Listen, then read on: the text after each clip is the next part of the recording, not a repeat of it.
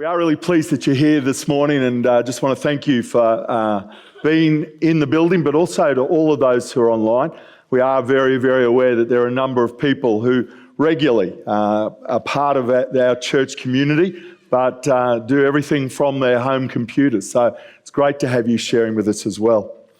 A.W. Tozer was an American pastor, and he was an author who emphasised the need for a deeper knowledge of God and the development of the inner life. He wrote a number of books including The Pursuit of God, The Knowledge of the Holy, and The Radical Cross. He was described as an evangelical mystic, one who knew God intimately and powerfully. A.W. Tozer was extremely influential and was often described by his peers as a 20th century prophet. I remember years ago reading this comment that he'd made, and it really stuck with me and it bothered me. And I have used this quote countless times at leadership camps. Tozer said this: "We are here to be worshippers first and workers only second. We take a convert and we immediately make a worker out of him or her.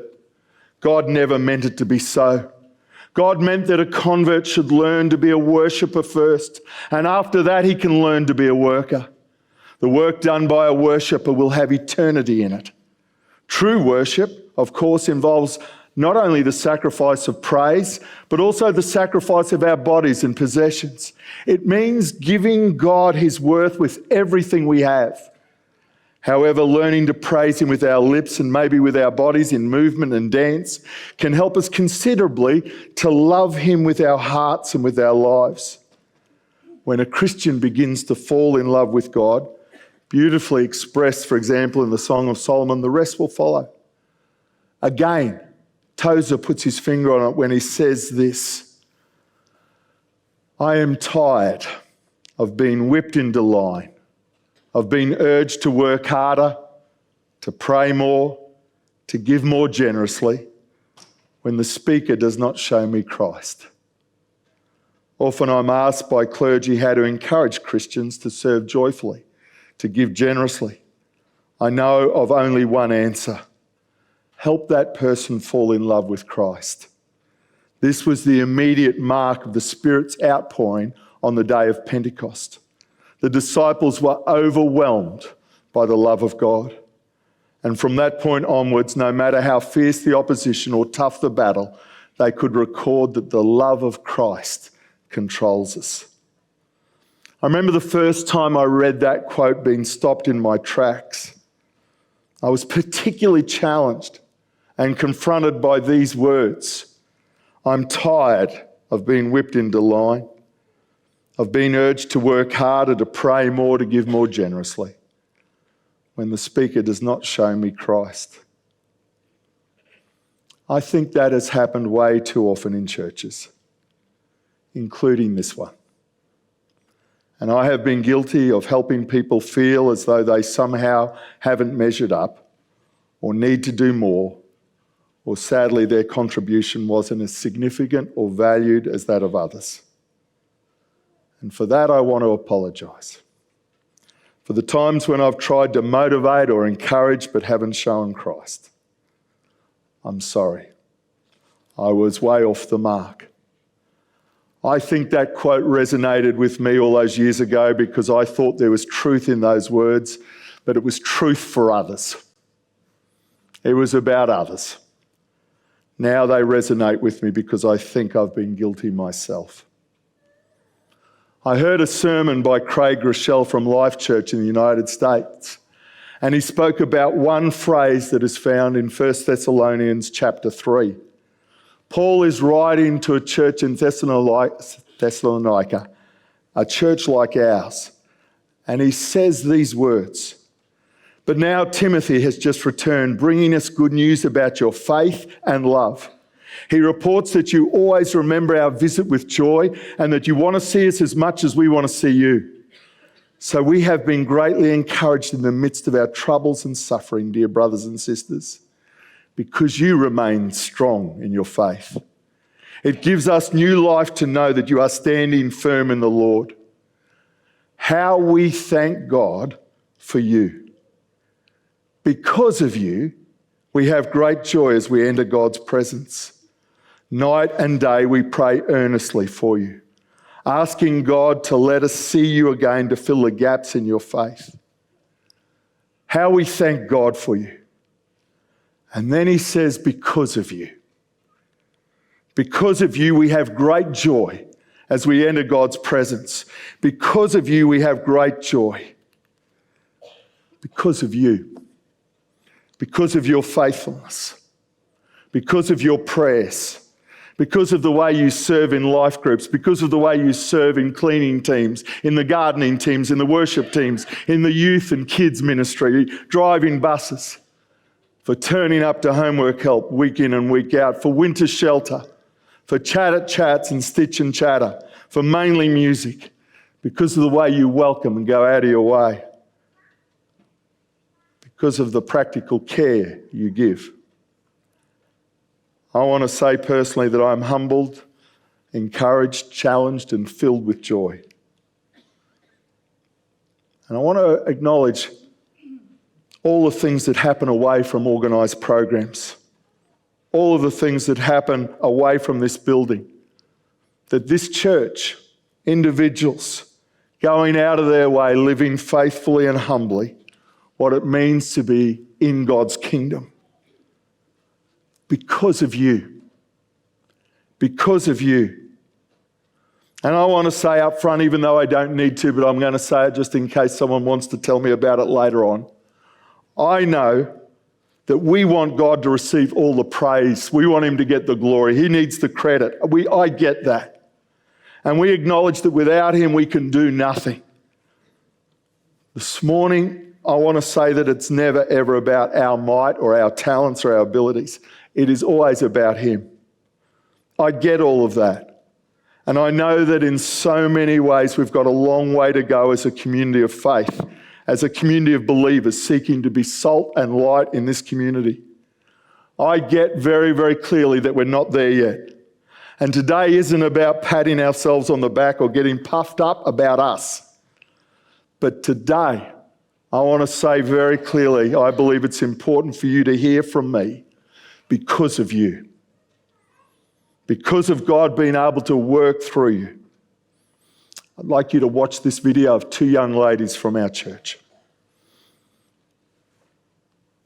Good morning, my name is Ben. And I am a dog.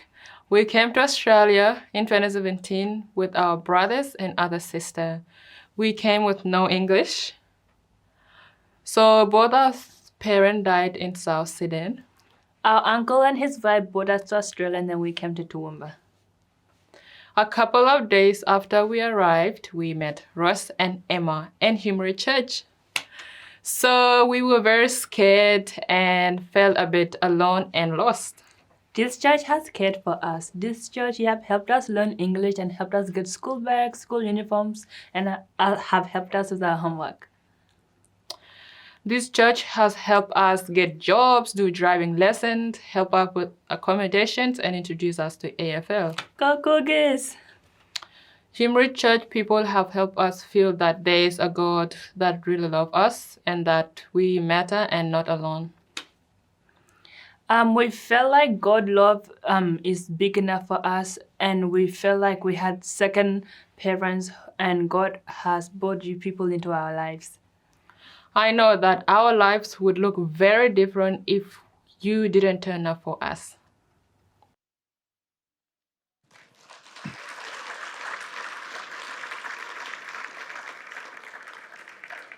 So because of you, some kids who arrived here in Toowoomba a few years ago, orphans, have heard, and more importantly, they have experienced the love of God.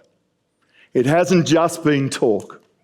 There have been people, all sorts of people in this community who've gone out of their way big time to know that they matter, that they've been seen, that they've been heard, and have walked alongside them in all sorts of ways.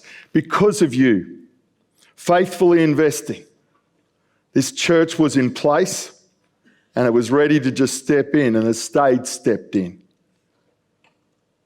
Every week, buses head out. They are providing transport so that people can be here and can hear. People can hear and know that God thinks that they are worth it, that they are enough. And every now and then, one of those people who jumps on the bus hangs around, and they serve beautifully as a youth leader. And now that person drives buses on a Friday night, and they give others the chance to hear what she heard. And that person even gets up for the first time today and MCs the church service. That is a big deal.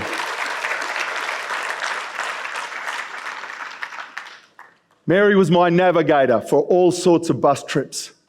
She would tell me where I had to go next. She would read the list.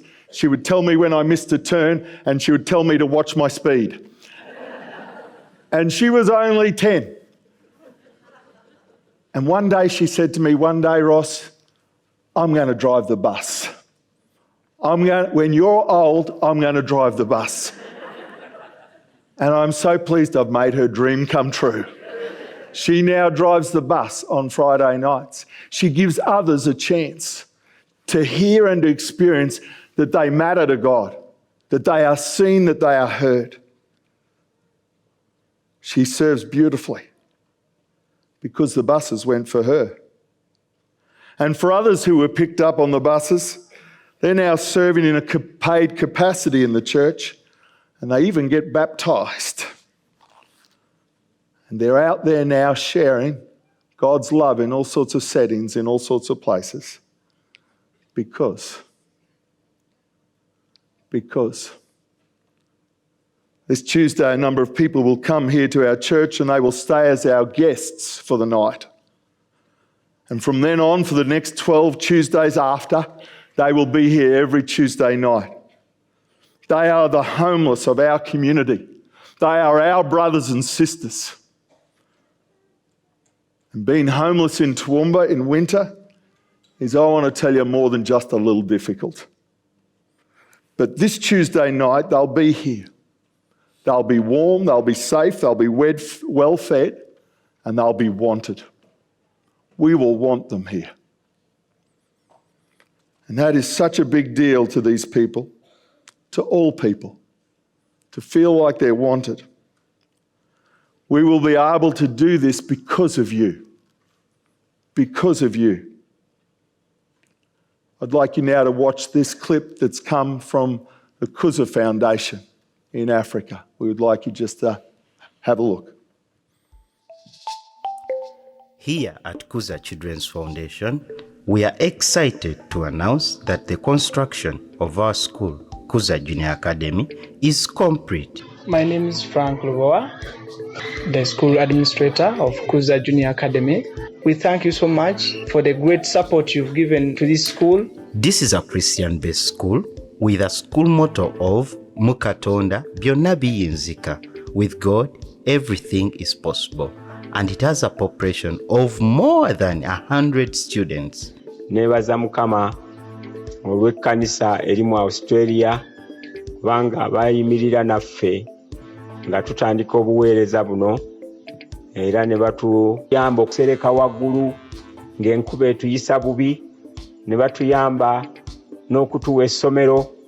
Ab'ekkanisa eya Australia tubeebaza nnyo, mwebale nnyo, mwebalire ddala.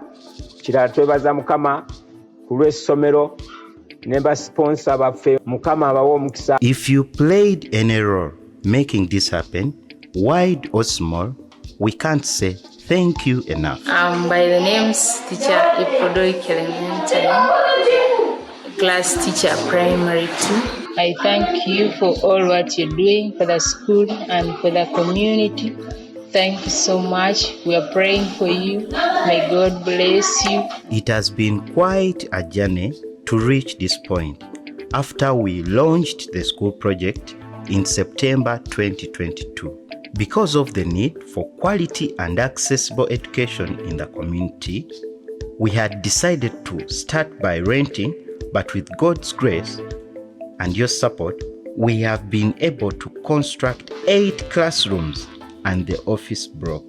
And now, Kuza Junior Academy is ready, and we have a dedicated staff a conducive environment, and a stable water supply that eases the child's learning process.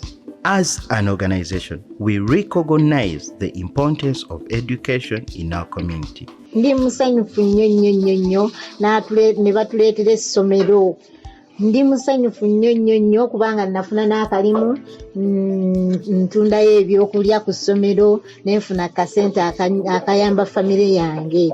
Tweyanziza nnyo, mwebale nnyo, mwebalire ddala. This has been possible because of everyone at HumeRidge Church that joined and donated to make this happen. We are looking forward to put up permanent structures and extend our free services to our neighboring communities. Benze Dirisa Senyendo, musajja musiraamu.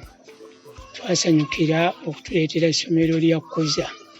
Era tujja kuliwa abaana. Lives are being changed because of your tremendous support. Era tuli basanyufu ku gitundu. Mwebale kutuleetera ebirungi. Mwebale kutuyamba. Omwana wange mwebale kumuweerera banange. Ndi musanyufu mwebale kuweerera omwana wange. On behalf of Kuza Children's Foundation and Kuza Junior Academy, thank you. Because of you, we did it. Together, we built Kuza Junior Academy. Thank you. Thank you. Thank you. HumeRidge Church, Taomba, thank you so much.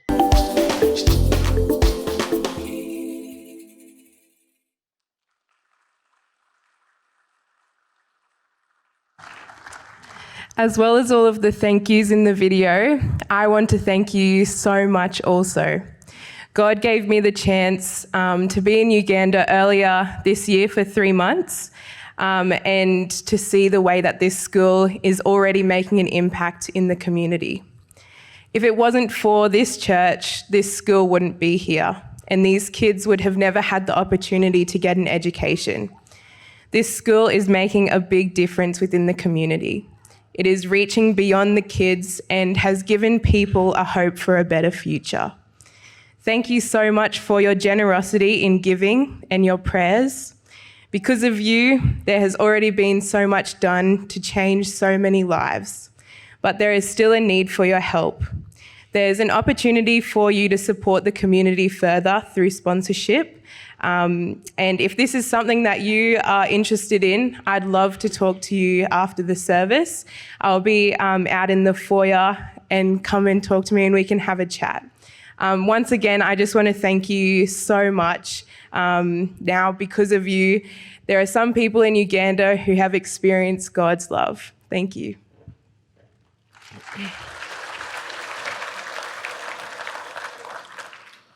These stories this morning aren't shared with any sense of making it all about us. I don't want to go there at all. Or we don't want to give the impression that we're it and a bit. That is not the intention at all. But I want to say very strongly that it is important for me to say thank you. To really actually stop and to say thank you. I have great joy because of you and how God is showing up through you. So let me conclude by saying a few things and then inviting you to share with me in communion this morning. Last year, I had a little boy coming along with his cousin and sister to play AFL in the teams I coach. He was just a really hard, angry, hurt little boy. He was only 8. And I found his attitude and his behaviour really difficult. And I was trying hard. But he seemed to go out of his way to make things difficult. And I remember saying to Rani and Emma one afternoon, I think we might give this kid a miss. We might just let this one go. I should have known why he was so hard. I should have had some idea. I had conducted his mum's funeral about 1 year previously. His mum had taken her own life. And I knew, I really knew, that life for this little fellow since that time had been anything but stable. but I wasn't sure that we could help, and I struggled with this kid. Relatives had stepped in and were doing their best, but he was one of 6 kids in that family, and there was no dad in sight. But for some reason, one Sunday afternoon, I decided I would put his name on our prayer sheet for the Sunday afternoon prayer service. I gave no context. I just put his first name down, and I just asked people to pray for this little boy. And I have left his name on the prayer sheet every week. And people have prayed and prayed and prayed. And people have prayed hardcore for this little fella. And I want to stand here before you and say that since then there have been changes. And some of the biggest changes are in the person who's standing up here, because you prayed. But there have been other changes. His nan has been able to step in, and his nan now cares for him, and that is good. And since then, I want to tell you that he comes consistently to everything. He's here every Wednesday night for Stumpies. He's here Sunday morning at church and sometimes wants to sit with me at the front, and other times he's really happy downstairs. And he doesn't miss footy. And after this morning's service, he and I are going off to buy some footy boots because he hasn't got any and his sand shoes are falling apart. But I want to say to you that this little fella loves being part of things. He wants to be here. And you have no idea how much it means to him that he is able to be here. That people pick him up on the bus. People get him home safely. People spend time with him here. And I'll be honest with you all. There are some Sunday mornings I get a little bit nervous. Well, not nervous, but a little bit concerned. See, I want to tell you, he looks the part. He often looks like he's on his way to trouble. And so I get busy trying to keep him busy or keep him moving or find him chocolate. Mother's Day this year was not an easy day for him. He was here. And at the end of the morning, he asked if he could come to the prayer service, the first time he'd ever come. So I said we'd pick him up, and his cousin said he'd come too. So they both came to the prayer service. Here he is with his cousin, all set to pray. He's off to the side on my left, standing there. We sang some songs at the start, and I want to tell you I could hear him singing. He didn't hold back. And then at one point, he started to clap along as he sang. No one else in the room was clapping. He just decided he would. So Jackson and I, who were on the table, decided we better join him. And I struggled to do 2 things at once, so it was difficult. He was singing this song, The Goodness of God. And these are the words he sang. He sang and he clapped. I love your voice. You have led me through the fire. In the darkest night, you are close like no other. I've known you as a father. I've known you as a friend. And I have lived in the goodness of God. And all my life you have been faithful. All my life you have been so, so good. And with every breath I'm able, I will sing of the goodness of God. Because your goodness is running after. It's running after me. Your goodness is running after. It is running after me. And I want to say to you that I believe it is. I believe God's goodness is running after him because of you. Because of you.